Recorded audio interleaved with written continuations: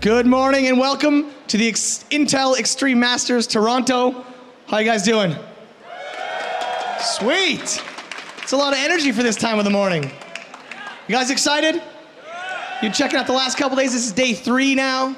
We got through the open bracket. We got through about half the group stages. We're going to continue the group stages today and get to our finalists for tomorrow. How pumped are you guys? You know, if you get more pumped, we might have free stuff to give away. So how pumped are you guys? Sweet, I like it. All right, well, before we bring our first players out, I want to introduce you to Paul and company on the expert desk. He's a pretty cool guy. Now we have a desk. Well, we have a desk and we have Janet Kale, so that's all good. Don't walk through the shot. What an idiot. What an idiot. Okay, well, we are back, and, you know, well, it's... I'm sorry, what? You're on camera right now. So if you could move out of the shot, that would be great. I'm sorry, what? If you could move out of the shot, that would be great. What did you call me? If you could move out of the shot, that would be great. What did you call me? What are you doing? Wow. What? Like, I asked you not to go backstage, you ignored me, and now you're in the middle of the shot. Wow, what the hell? Okay, let's just calm it down. Okay, I think we can carry on. Sorry about that, I hope. Things got a bit feisty. I think things are a bit loud here, so, you know, it's busy and what have you. Welcome to day 3. Yep. How you doing? First match of the day is going to be Bunny versus Zest, and Bunny is the second to last foreigner left in this tournament. Yep. And we're lucky to have 2. Yeah, Snoot, of course, already made it through, and Bunny... It's interesting that the 2 foreigners that are still alive both came through the open bracket. And they've had a long road. Bunny, let's see, has he played? He played 1 Protoss so far, so he 2-0'd Oz in the open bracket, but besides that, he hasn't really seen a lot of Protoss in this tournament. No, absolutely. And yesterday's games, highlights for you? Snoot. Just everything screams Snoot on what he's done so far. He's playing absolutely incredible, and I really, really hope he can continue that today. Absolutely. And of course, the Flash games. Of course. I mean, how can you forget those? Yeah. I mean, I was also going to point out yesterday, Tasia had a great comeback game as well. So there's been some real good highlights. We're looking forward to some more today. We also have 4 games for you today that were left over from yesterday's group stage. So let's take a look at those right now. We're going to go through all 4 of those matches. We're also going to try and do as many of the quarterfinals as we can as well. There are 3 of those to do at least today, and hopefully we might be able to squeeze in the 4th one as well. Yesterday, you can see Group A all the way through. Tasia winning that one. Bunny versus Zest is the last game of that group, which is the first game of today. So let's preview that one right now. Bunny and Zest. Yes, so going to be hard, I think. One thing that Bunny has going for him, at least, is I know he's already studied a lot of Zest games. When we were at the PC Bong a couple days ago, just after Detroit, we were watching a lot of GSL, a lot of Pro League VODs, and for one reason or another, coincidentally, we were watching a lot of Zest games against Terran, especially his recent match against Cure in the GSL, and so I think Bunny, at the very least, he's got a lot of information about his opponent, and especially he's already got the match against Tasia from yesterday as well. He's got a lot of tricks, too. He's actually got a lot of tricks. I was going to ask you, I mean, we know how good Zest is, but he hasn't quite shone as maybe as brightly as we thought he might here. Tough group for him, though, with all those Terrans. Yeah, tough group, but the thing is with Zest, he's world class. Yeah. He's a top 3 Protoss in the world, and you know he's pushing for #1 in the world. How much do you think yesterday's result for Snoot against Hero, beating him twice, obviously not just yesterday, but the day before as well, how much can Snoot kind of help Bunny in a way, just get over that mental block of, you know, they are a top player, they're in the GSL, they're fantastic, it's worldwide reputation, double IEM champion yesterday, beat him. He surely he can help his teammate out here a little bit with the whole mentality around Zest. I almost think that he's helping out without even saying a word, just through inspiration on what he's done. It's not impossible to beat these type of players, and if Snoot can do it, then obviously Bunny's going to be feeling that as well. Okay. Yeah. All right, well, without further ado, let's get our players on the stage with Mr. Jarrett Kale. Thank you, Paul. Are you guys pumped? Fighting pumped. All right. We're going to bring our players on stage. First, from Team Liquid, a Terran player, been tearing up the tournament. I'm even afraid of him. I'm not even in it. Please welcome Bunny.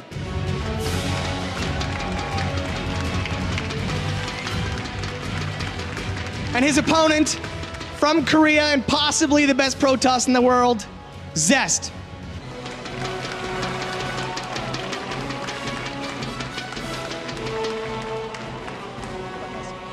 Okay, here we go then. Game number 1 of day 3 here at the Intel Extreme Masters in Toronto. And we are moments away from the map vetoes right now. How important are these maps for Bunny in particular? I think the pool right now is a lot more, maybe not favorable for Terran, but it's not, we're not seeing some of the maps like Heavy Rain and Daedalus Point where 6-gate Blink was kind of like the build that you were facing all the time. And on those maps, you kind of knew it was coming, but you still had a lot of trouble defending it. Yeah.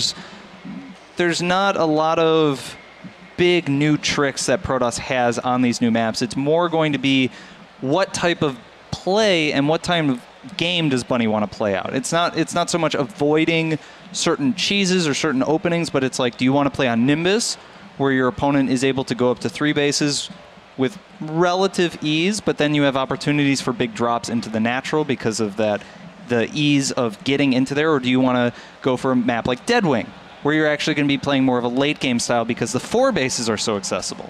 Yeah, well, the map vetoes are incoming momentarily. Yeah. What does Zest go for, do you think? I expect that he'll veto Catalina. Yeah. Besides, maybe go round 2? Merry-Go-Round seems like a pretty good guess. We're expecting Overgrowth to be played again. I think Foxtrot is kind of the wild card in this pool. We've seen quite a lot of it, actually. Yeah, and Foxtrot is one of those maps that I think it's more up to the player to decide whether or not they feel comfortable on it. It's just so weird, especially because it's got 2 unique set of spawns. And here we do see Catalina, the first veto from Zest, and Bunny is taking out Foxtrot. So obviously does not feel particularly comfortable on that map. And Zest is not going for Nimbus, so he's worried about probably that drop play. But look at the 3 maps we're going to play. They're all small. They're all very tight, close maps here. This is going to be very aggressive, and the type of play that is very popular right now, especially in the European scene, which Bunny's obviously from, SCV pools. Yeah. I was going to say, actually, he's going to be very happy with this, isn't he? Yeah, I think both players are pretty comfortable with the maps that are remaining. Do know that Zest seems to favor Sejong, favors that blink play on that map, a lot of ways to get into the main. But at the same time, like you said, it's relatively small, and it does not tailor itself particularly well to an endgame scenario, and that's pretty much what all Terrans are avoiding right now in this matchup. Okay, prediction time. Oh, boy. Yeah, tough one, isn't it? I mean, every match today is going to be tough to call because every single game has a lot on the line, and they're great players. There are no poor players left in this tournament. There weren't many poor players in the start, was there? I mean, it was just ridiculously stacked, as we said on day 1. So, Bunny or Zest? I have to go with Zest. I mean, it's so difficult to not. I have to go with Zest, but if Bunny wins, I'm going to be overly joyed. It's absolutely ecstatic. Okay, so it's heart and head for you. Bunny 2-1. Ooh! You did it! What did I do? Pick Bunny. Yeah. What? That doesn't say that much. He's a Terran. Yeah. I'm just going to point that out. You think he's going to win? Actually think he's going to win, or are you just saying it? In my heart of hearts. Oh, so that's why I was saying heart and There head. we So go. heart for Apollo. No, both ways. Is Bunny. Both ways. I'm Really? feeling for Bunny. Yeah. All right, okay. I think Bunny has a real advantage here. He's very underestimated by most of his opponents. Most people don't know who he is. There are a decent amount of his games online, but they're in foreign tournaments that have not been of the same level of... But come on, do you not think overnight Zest has gone back to the hotel and he's downloaded those replays? You know, there's only so much time you can spend. Okay, Bunny's been watching Zest games for at least a week. Okay. You know, he's got a lot of time to ponder over exactly what he wants to do. And there's a difference between several days of resting and predicting and kind of just letting it mull in your head besides, you know, I'm going to go back to my hotel room now. I'm going to spend an hour finding every single game this guy has played in the last 2 months. Then I'm going to watch all of them in a row, and then I'm going to go to sleep. Right? Like, there's just not as much time to get that same kind of analysis going on. One last thing I would like to say is I think a big enemy of Bunny here is going to be himself. He mustn't make mistakes. He has to just play his regular game because I think Zest is going to be a player who doesn't really make mistakes and he's going to play his A game. So Bunny's enemy is almost himself. Okay. Thank you very much. Gentlemen, on the analysis couch. Let's head over to the commentary desk now for our opening game and find out whether the European hopes can stay alive. Thanks, Paul. We're here at the commentary desk. I'm Nathanius. With me is Todd, and I think there's a lot of course, hope for Bunny moving forward. Zest was one of my favorite picks going into this tournament, though.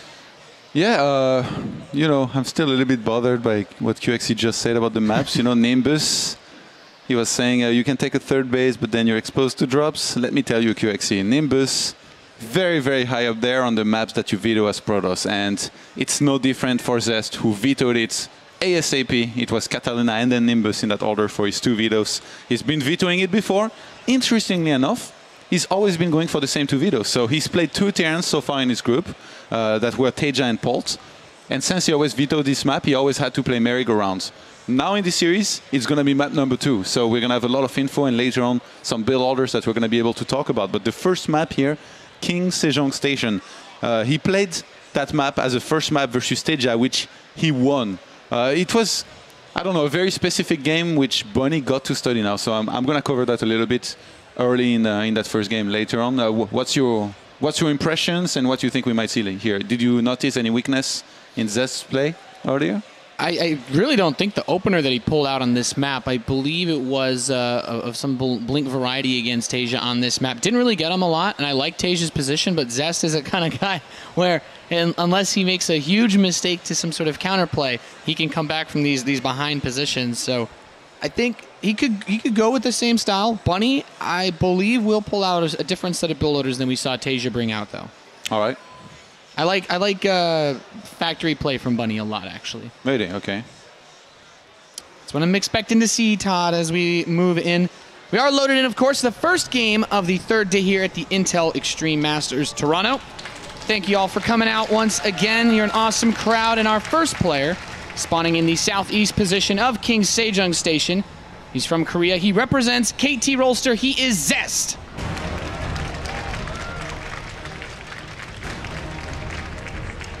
And his opponent, one of the last couple non-Korean players left in this tournament, in the top left position, representing Team Liquid and Denmark, he is Bunny.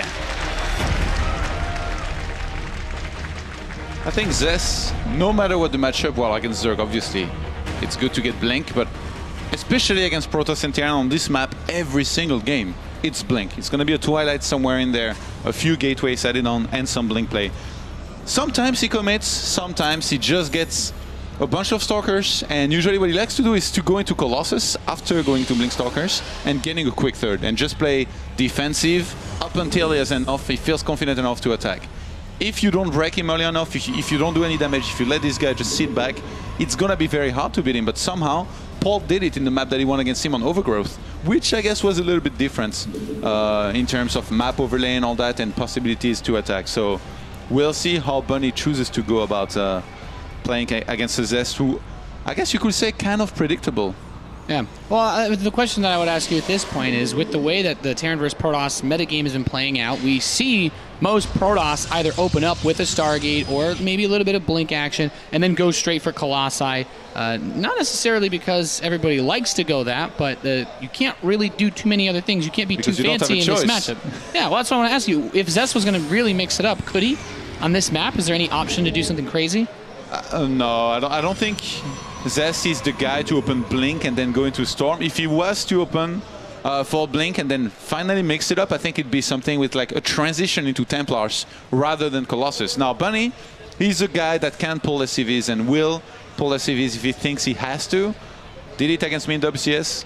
Didn't go so well because he didn't scout my transition Templars, but Zest is really that guy who I think will go Blink into Colossus a lot of the time. So I think if Bunny goes for it, there is a good chance it could work. But again, Zest has probably been practicing a ton against it and will have some tricks up his sleeve to try and counter the boys being pulled. Yeah, I mean, for a Terran player, your biggest goal is always to land as many blows as you can to the Protoss player before you reach that stage. This SCV not able to block the Nexus. But, you know, I was mentioning factory play before we jumped into this game. Bunny has mined a lot of gas. I'd be really surprised if he did anything other than start a factory as soon as he has the resources for it. Could have been an eBay for +1, but no, it's going to be a factory this time. The thing is that engineering bay build, usually you only need 2 SCVs on your gas, like once you start your Reaper to effectively get it. So I think this is going to be a fast mine drop play. We've seen some players go Hellions, but on this map, there's not a lot of space to dance around with them.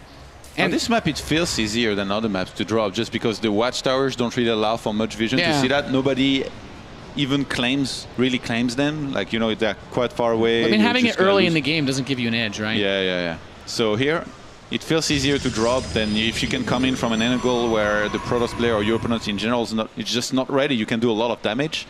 And that's probably what Bunny is going to want to look for. I like the Reaper tucked in behind the Natural as the Mothership Core is patrolling in an area where, it's simply not going to see it. The Stalker is also patrolling, but by itself, the Reaper could jump back in. He's going to get some probes. Okay, no, he's going to choose to go for the Scout instead, and I think he should be able to see that He sees the Robo. He sees it. Yeah. Very important pickup, of course. Now the Reaper's kind of locked in. The building placement makes it very difficult to escape. So the Reaper dies, but at the very least, he knows what he's up against. Yeah. And as while I might say, yes, an observer would reveal this Widow Mine that's being built. As a Protoss player, Todd, that doesn't make holding it any easier. Yeah, it's always very difficult against those early on rushers. You need to make sure you get the correct amount of Stalkers, which usually is 3 to 4. But right now, Zest, he made only 1, and then he's going to a sentry. So if he somehow underestimates this, you see he's getting a second gateway, so this is definitely going to help, but I don't know that it will be up on time because the Medivac is already on the way. Yeah, I actually noticed that Zest was building a second Stalker earlier. Yeah. I think he canceled it once the Reaper ran in because Zest not going for a blink, by the way, on this map. This is the first. Yeah. Usually always I think he's up to a pretty fast 4 gas too.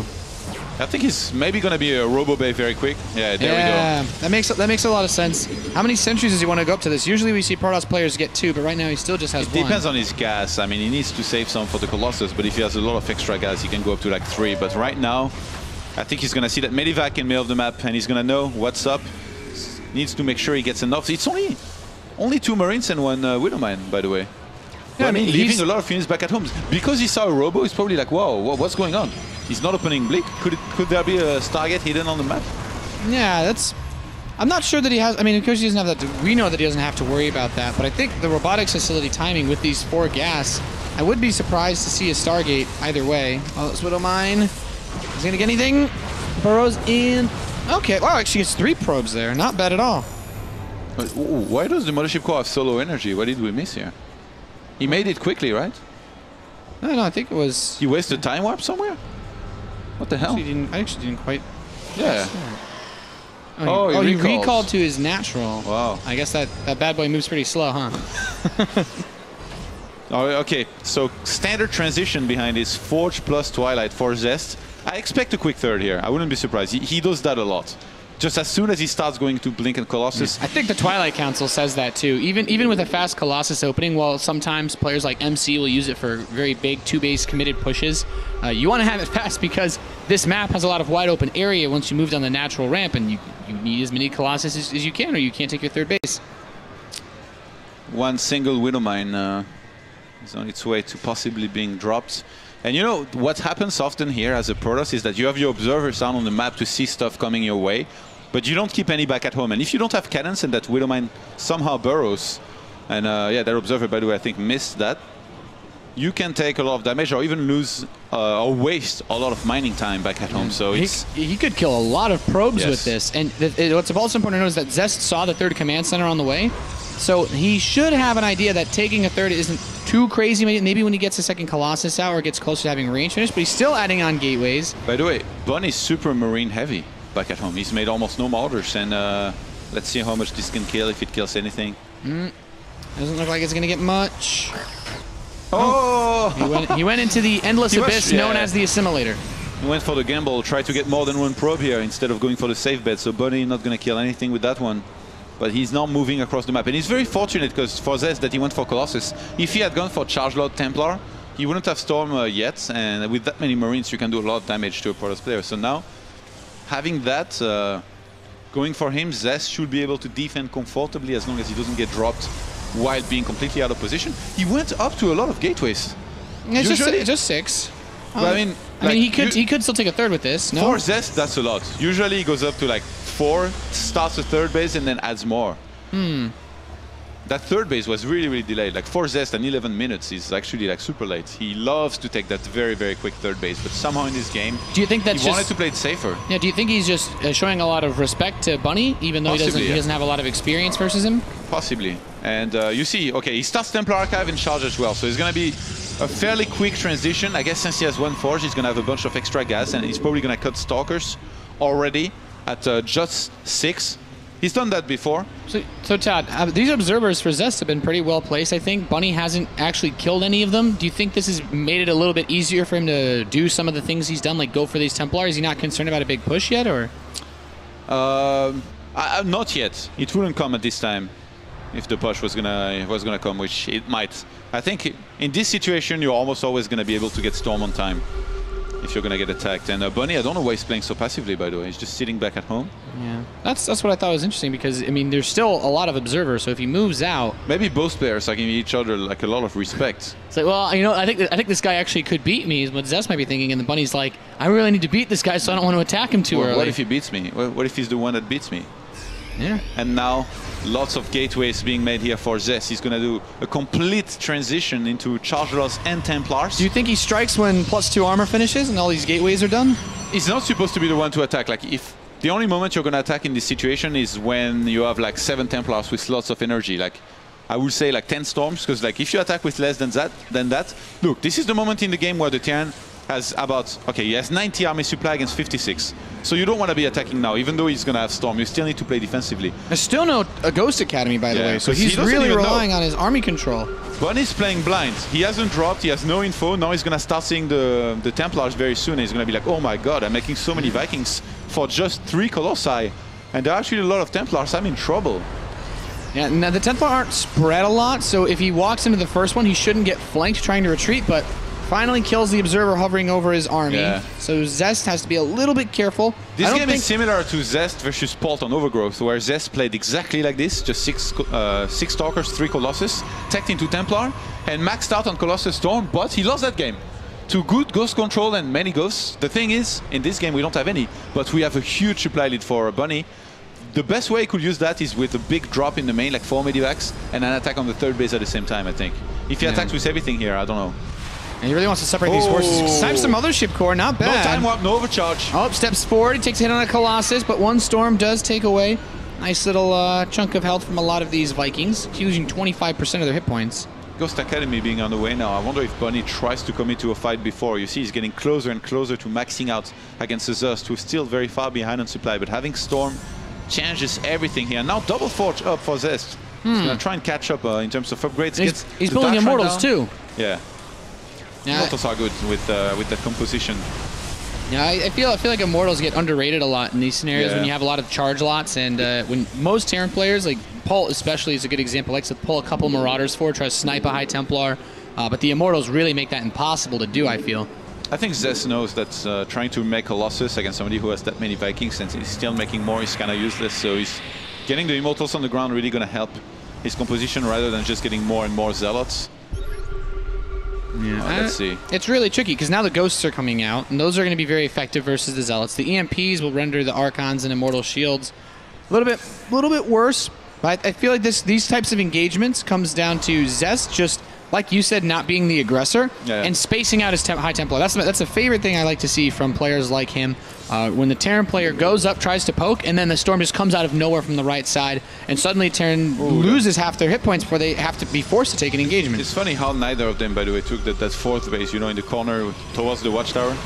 And I think Bunny is finally gearing up for that big attack. It's only 2 Ghosts, 3 now. He has a lot of Vikings. So he's going to try to chip away at some of those units before the engagement. He has a lot of Templars. Actually, how many? It's like 6 Templars with its army. If all of them get EMP and don't Storm, they're going to be... nice. He's going to be in a lot of trouble. I mean, that Templar had enough energy to take the EMP and still be able to Storm, so I think Bunny really needs to be a bit more careful. There's no Templar set up to flank on the high ground to the left of him, so... Personal clocking is on the way, by the way. It's going to finish in not too long, like 15 seconds. A lot of Protoss in this tournament have been building cannons at their their outreaching bases, and I do really like this because it makes it so much harder to get in, and there's a nice EMP. The Ghosts eat some Storm. 4 Templars with some energy. There are 5 Ghosts total, still at least 3 EMPs with this army, which could be game-changing. Stalkers blink forward, take a shot on some of these medevacs. The Templar not quite up front. First Storm whiffs. You don't really want to engage here. You want to engage and pull back and then storm the army that's chasing you, kind of like Hearthstone did very successfully versus Terrans before. Like 5 or 6 Storms left over here. The Vikings taking a huge amount of damage. There's only 1 Colossus left, but as his army pulls back, he's still not actually hit the main Marine Marauder force with any Storms. One of these medevacs accidentally loaded up completely. No Ghost left. There's no Ghost. Everything's going to get stormed if Bunny fights here. He needs to pull back, but he chooses to fight. He thinks he's going to get chased down and he's in trouble. Yeah, he's leaking a lot of heat from this force. I like the spread on his army, though. He's taking out a lot of these expensive units. He can get these Immortals, big pickups. The pylon forces. The pylon was too far, so he's reinforcing very slowly. Look at the minerals, actually. He doesn't have enough gateways. Bunny with this +3 attack, he's making this work incredibly well. Those Zealot weapons are not as effective when the Terran player is on even or better upgrades. And now he's chewed through some of the photon cannons. Yes, the 4th base is alive for Zest, but look at the value of the units that he has left. These are not the big daddy Protoss units that are going to inspire fear in the hearts of Terrans. Zest forgot to morph his new gateways for the longest time. You see, now it's done. Now in his main, he has a lot of gateways that he made into warp gate, but during that fight it wasn't done, so he went up to like 1,500 minerals. You never want that to happen. He was supposed to win that one quite clearly. Whoa, actually a Ghost just ran by itself towards those units and he died. was a brave man. That observer, by the way, in the middle of the map by Zest, beautiful positioning. Earlier was just right above that thing over there. He was able to keep track of all the army movements of Bunny. There's so nice. one more observer to watch this force. Of course, he does have personal cloaking, like you mentioned earlier. There's still one cannon, however. It's nuke time. Oh, Dark Templar being mixed into this too. One being sent towards that 4th. At this point in the game, you're supposed to have turrets and defense everywhere. Yeah, DT sitting the planetary fortress at the 4th base, though. Does use a scan. There's one position on the left side of the map to try to maybe get through the rocks later on and attack the natural. If Zest gets this base nuked, he's gonna be in trouble. This might force a bad fight, but hold on, Bunny gets in there too early, maybe. Yeah, Bunny's army feels a little small. I'm not sure how much he wants to take against he this. has more, and the thing is, Defender's advantage is really gonna help Zest. He can see these cloaked ghosts, by the way, too, since that observer's on top of the army. Bunny taking some significant losses, losing a large number of his medevacs. Only 2 remaining on the map. He does have a lot of bio coming from the side. Snipes the Colossus. There's only 1 left. Where are the rest of Bunny's forces at the planetary? Bunny had a lot of ghosts, but no Vikings here. So even though there was 1 Colossus and then another one that rejoined later on, just the positioning was good enough for Zest to defend this. Bunny may be losing patience here a little bit in the long game against a formidable opponent like Zest. Now the Dark Templar shows up right as the Mulehammer rains, and Bunny still has a couple of scans left. I will say Bunny did a great job of quickly getting up additional command centers by his 3rd base, so that he could continue to use scans and mules all throughout the game. Those DTs, man, they want in. Knock, knock. On the natural expansion. Bunny has a turret, but if he doesn't realize this, he could lose quite a bit. Look, he's very aware, very aware. Yeah, there's too much, though. There's Zealots here, too. That complicates things a little bit. Needs to bring back some more Zealots. units. These SCVs are actually dying very quickly. You know, Bunny just threw away his entire ghost count. He's down to 0 ghosts, so he's hitting that center base at the same time. With only 1 Colossus and no Immortals, though, I think the planetary fortress is a bit difficult to break at the moment. Where's that nuke, man? I want to see that nuke. You might have to use it defensively at this point, or send out the secret agent man. Are you kidding me? Defensive nuke? It's a thing. I think the observer in the middle of the map, was it finally killed? He's down to 2 observers, 1 with his army for Zest, and 1 that he just remade to rejoin his army as well. So he wants to make sure he doesn't somehow die to personal cloaking and ghost, but man, those Zealots, they mean business. That's a lot of Zealots for Zest on the left side. This choke is actually not terrible, but he needs to pull a significant amount of his army over here to defend this. But at the right side, without any Zealots on this army, he's really relying on those storms, because if the Marine Marauder gets on top of that many Stalkers and Colossi, he will destroy them now. Bunny, he's got a lot of Zealots in his production. And Bunny falling apart slowly here to Zest, who's throwing away some Zealots that he doesn't really need. He keeps on moving out on the map, attacking somewhere, pulling back with his main army, and really smart for Bunny to cloak. He cloaks the ghosts that are coming out of his barracks, so the Zealots can't snipe them. That middle base shouldn't die as long as he repairs on time. Vikings, though, if they are targeted here and stop dying. He killed a few observers. He needs to get rid of these Colossi. The Zealots are getting on top of the SCVs. That's the really big problem here. He's going to get the PF. He needs to kill all these Colossi if he's going to lose these Vikings, and he will. He still has that mining base on the right side, though. Zest lost a lot. Bunny still has an economy. Zest lost all of his Colossi to kill that. He doesn't have a single one. He has 6 Templar, 2 Archons, and not a lot else, honestly. This could have been a good time for Bunny to attack if his units weren't so injured. And by the way, he's only down to 3 medivacs. And Zest starts 2 Colossi. His army is very squishy. If Bunny can get just even a half-decent spread and a few EMPs. Squishy? Yeah, man. You've been hanging out with Skylar's too much, man. I'm just saying, if you don't have Zealots, Marauders are going to have a field day against Stalkers and Colossi. Bunny, it looks like he might want to attack here, but there are Archons. He needs to be careful in terms of army supply. We're at 96 for Bunny, and 83 for Zest, but somehow I feel like Zest's army looks much scarier. Big storms on that mineral line of the upright base, taking out another big chunk of Bunny's economy. And even Bunny knows, yeah, you can try to build up a lot of supply even though you have mules instead of having workers. But at 138, he'd really like to have a few more SCVs. Takes another storm. Is clumped up. He's going to get stormed. This Terran army is so weak. Look how many of these units are like half health. It's, it's pretty bad. It's weak is a strong word, Nate. Zest is finally very far ahead on supply. Might go for the kill here. The nuke finally goes down, but I don't think Zest is going to walk into that one. He has an observer. The ghost is just going to die. Snipes the ghost. No nukes to fall today. Not yet. He takes out the center base, but more Zealot counterattacks going up back in Liquid Bunny's base during all this. Zest has approached max supply once again, and he's been continuing to crank up the Colossi. In about 30 or so seconds, he'll have 4 Colossi up against just 6 Vikings. They're on strike. They're staying in the main. He's saving them. I think Zest's comfortable enough in the game right now to just use part of his army, keep some Templars behind, make sure. Templar. The keeps mules. his upgrades going. Not the mules, Todd. Not the mules. Not my babies. Level 3 shields about to complete. Zest is going to be 3-3-3 in terms of upgrades, so very good position for him to be in. I think he's going to keep on just sending units. Sending in units on the left-hand side. He's actually just regrouped right now. It's time for the F2 A move in the middle of the map. I think he might just have too much. Yeah, Bunny had a really nice position early on in this game, I feel, but some of these trades, especially at the right side of the map, have been way too good for Zest. GG is called, and our KT Rolster Protoss player will take the first map of the day. Some pretty cool play here out of Zest. Really making sure he never committed to a single bad fight, really. Bunny was really trying to force it out of him, but Zest, he stayed group with his main army. He made sure he always had Templars behind so that even if he was in trouble, he could just pull back and storm.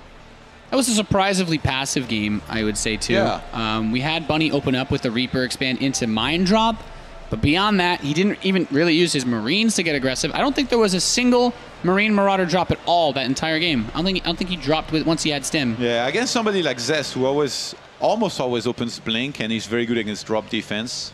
You know, getting some drops going, like just 1 or 2 medivacs, is not that great, but the later drops, those are the ones that are really interesting. Actually, I think it was Cure in GSL against Zest that dropped into like Stalkers. He had like 5 or 6 medivacs, he saw there were Stalkers, he's just like, well, I'm just gonna boost and drop, and I don't care if you have Stalkers there, because I'm gonna drop my units and kill you Stalkers. And somehow it worked. If you have that much more army supply, there is always a way to use it, and that way is not to stay grouped with everything and try and attack into a Zest that's always prepared, always has his army in a good position ready to defend. Yeah, Bunny's army control was okay in that right side fight. I think when he tried to make that really big attack, when he had Cloak done, he didn't have most of his forces. Because I was looking, he had him, after he lost that whole army by the 4th base of Zest, he still had about 17 Marauders, I think. It was like 15 Marines. Like, if that army was with all of those ghosts, I really believe that fight turns out completely differently, or at least he trades even enough to keep the game going on a bit longer. But we'll have to see if they can bring things back on this map merry-go-round, as we are loaded in. And in the top left position, currently up 1-0, coming from Korea, playing for KT Rolster. He is Zest. And of course, this is an elimination series. This man needs to win 2 maps in a row if he wants to keep his hopes alive. The Dane from Team Liquid, it is Bunny.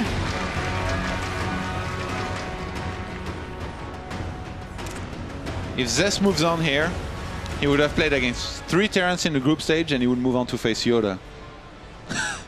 Zest versus Terran All-Stars at the Intel Extreme Masters Toronto. I'm a little bit surprised that Terrans don't try to nuke more, you know, in shaky positions. Like, for example, Bunny in the last game, he had a nuke.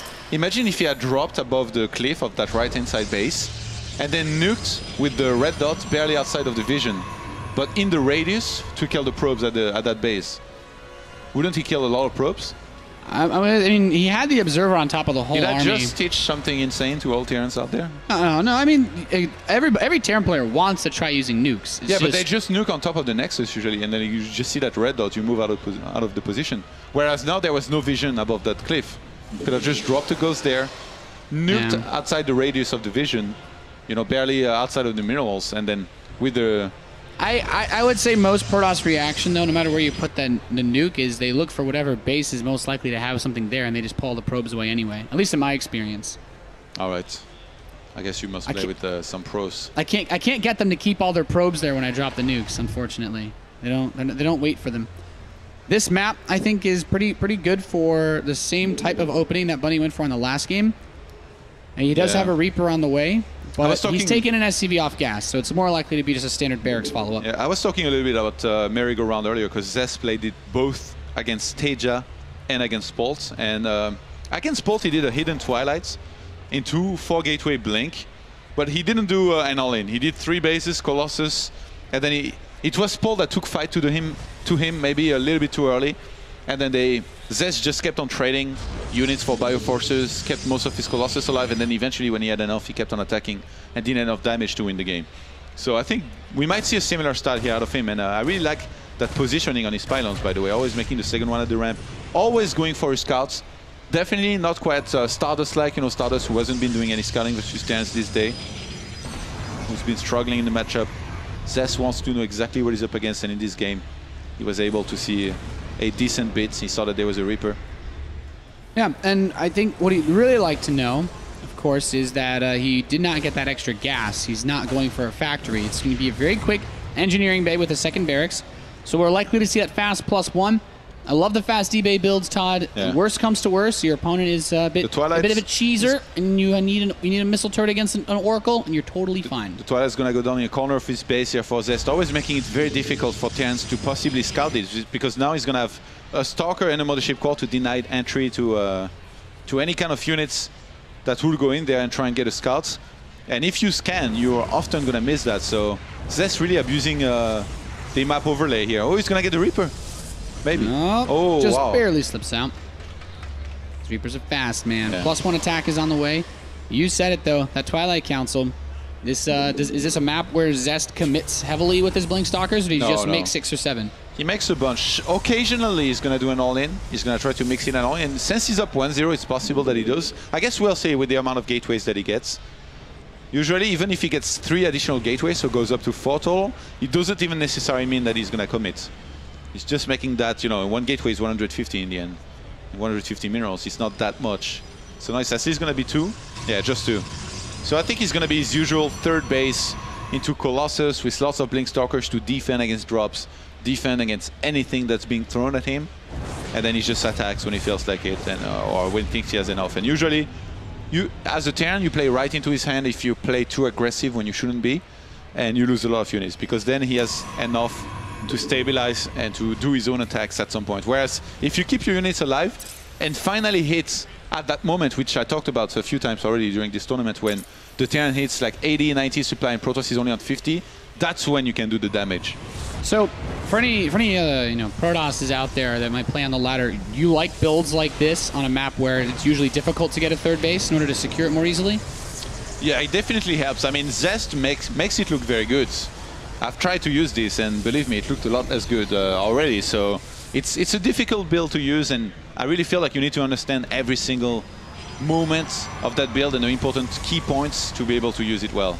And so far, I don't think too many people do, because I haven't seen anybody else other than Zest do it very well. All right, understandable. Zest still didn't get a full scout of the main base of Bunny, so those Stalkers were kind of chilling in the main base for a little bit, waiting for the potential drop that never did come. But Bunny doesn't quite know what he's up against. I think if he gets a read on the Stalker count with this Marine that's moving towards his base, maybe he'll realize what's happening. There are quite a few Stalkers on the map, 8 now, and a Warp Prism follow-up. Yeah, he does that sometimes to try and do some Zero drops when the Terran moves out, and he's done very well with it in the past. One interesting thing to follow here for Zest is he going to go for Forges or not? Because when you go for this, usually you will go for double Forge at some point for some upgrades, but when he played against Bolt on this map, he didn't make any Forges. He just made Colossus, he just made Blink Stalkers, and then he held the initial attacks and then went for the counter attacks himself. Yeah, I mean, I've seen it before on this map from players like CG Hero. While these Stalkers are being very, very adventurous here, picking off a few SCVs, but taking a little bit of real damage. Suddenly, Bunny is feeling a little bit shaky, starts up another bunker. I mean, Zest makes it look so easy. Look at this, everything's planned out in advance. He's and his transition into Colossi is super smooth. Dropping Zealots in the main at the same time, taking the third base, transitioning, he's doing everything at once. And Marines are going to have to stim over here, but that, of course, hurts them. It actually picks up all of these Zealots and will be able to escape. On the right side, Marauder gets picked off by these Stalkers, and we know, it seems like one unit here or there, but this slowly builds up to a very nice advantage because now Zest can take his third base. And the reason why I asked you earlier is this is a map where normally Protosses can't just take a fast third against Terran. Yes, definitely the opposite usually. But Zest here with this build, he's able to not only kill some workers, but also buy himself time, really put the Terran on the defensive. A lot more gateways are being made, still no fortress, so I think Zest might go for the similar side that he went for against Bolt. I really hope Bunny watched that VOD, because he definitely is going to help him if he knows exactly what's going on. Since he's moving out, I think he has a clear idea. By the way, Teja, when he won against Zest on that map, he did that very attack. He attacked on the third base, there wasn't enough yet for Zest. He did a lot of damage, and then from there he was able to win, because he had killed all of the important units, aka the Stalkers, the Sentries, and all that. So I think Bunny's looking maybe to do the same thing here. And this is one of the moments where he could do well, but also could lose a lot if he doesn't take a good fight. There's a lot that can be done without the Colossus having any range. The Marauders are moving up front to soak up that splash damage from the Colossus. The Marines, though, are going away pretty damn fast. He hasn't managed to pick up any of those big expensive units. Medevac loads up with the Stalkers, shooting down. Actually, he's going to kill quite a few of these chasing units. The rally was pretty damn good from Bunny. Zest overstepping a little bit, trying to clean up these forces retreating. Initially, it was going well for Zest, but I think he chased a little bit too far back. And by the way, beautiful pylons positioning for Zest on the map. He has an entire wall on the top right-hand side. He has so much vision against any kind of potential drops, even a probe up there, but all of those pylons really giving him so much vision at the top. I do like to see this. There's a Viking also patrolling away for Bunny, trying to make sure that the Warp Prism doesn't find itself getting too much done here. Finally, one Forge going down, by the way, for Zest. I think he realized so he that doesn't want to attack, is what you're saying. Or he could, if he kills enough here. And Bunny is fighting without Vikings. Yeah, these Marauders aren't really soaking up that Colossus fire, so all the Marines die pretty much instantly. He's even like picking up units, microing his Stalkers through the Warp Prism to dodge Marauder shots. You don't see that terribly often.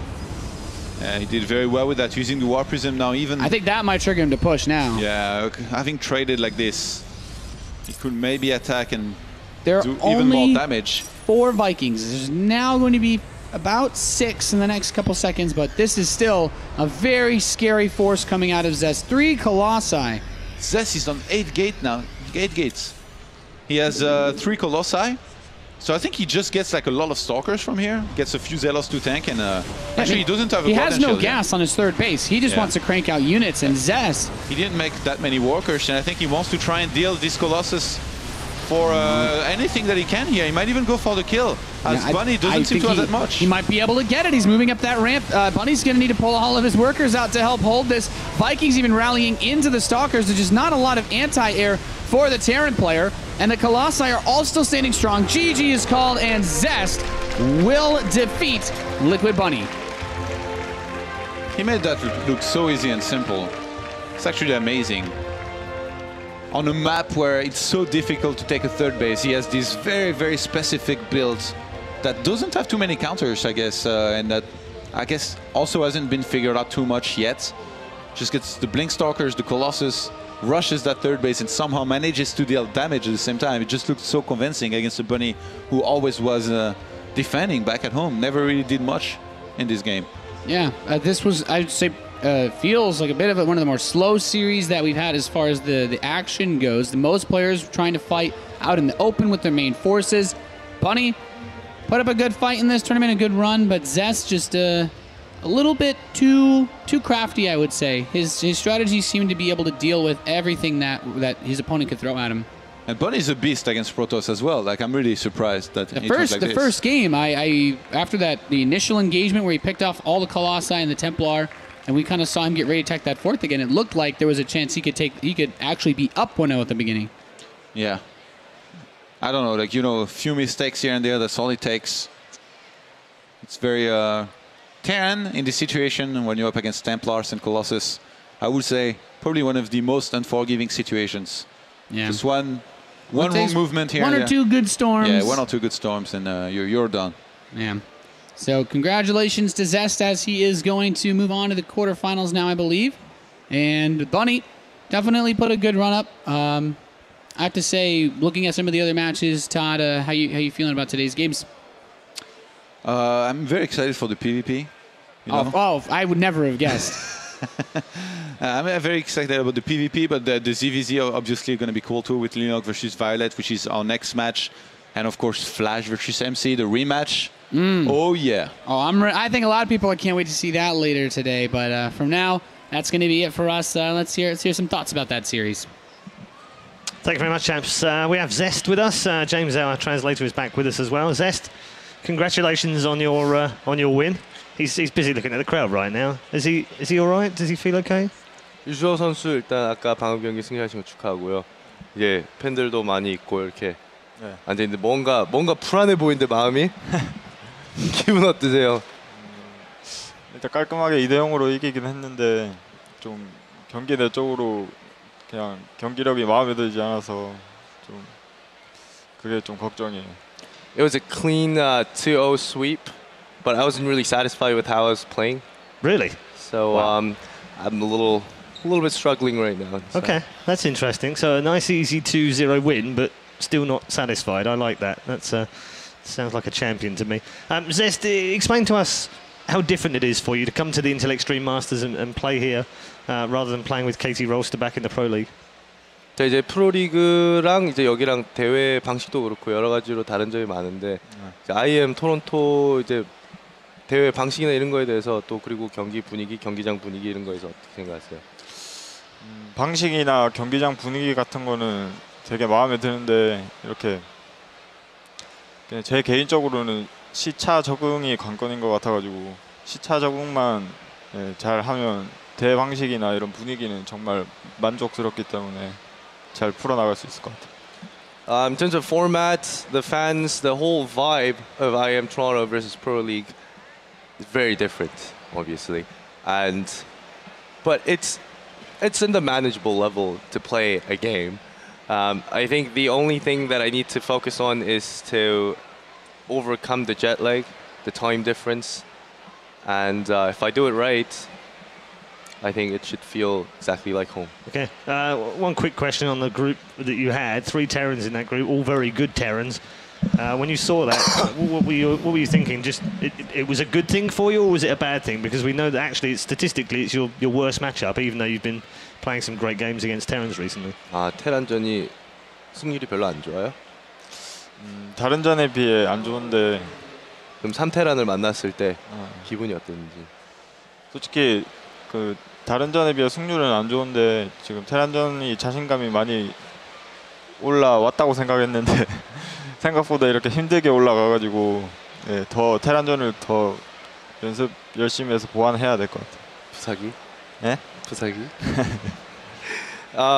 So I know that my stats say that versus T is weak, but every time I play, I've always had the confidence, and obviously hailing all the way from Korea, I thought I would have my group easy peasy, but it didn't really exactly turn out the way I had expected, and yeah, I don't know.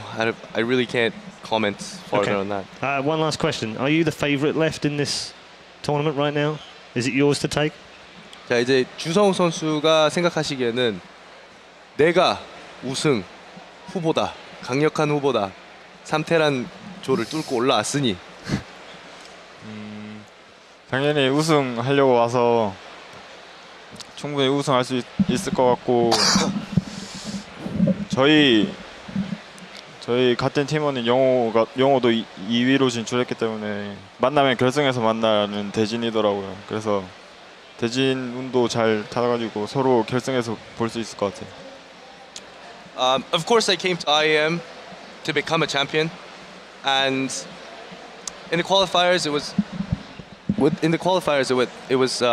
Flash. I came on top of Flash, and the way how the brackets are set up is that I think Flash would come up from the other field, and I would probably meet him in the finals. So okay. Bold predictions from the KT boys. Yeah. Enough said. KT boys very confident here, both Flash and Zest still in the tournament. And Zest has moved through to the quarterfinals. Congratulations once more to Zest. We'll be back very shortly with more StarCraft 2 action and no more people running in front of cameras, hopefully.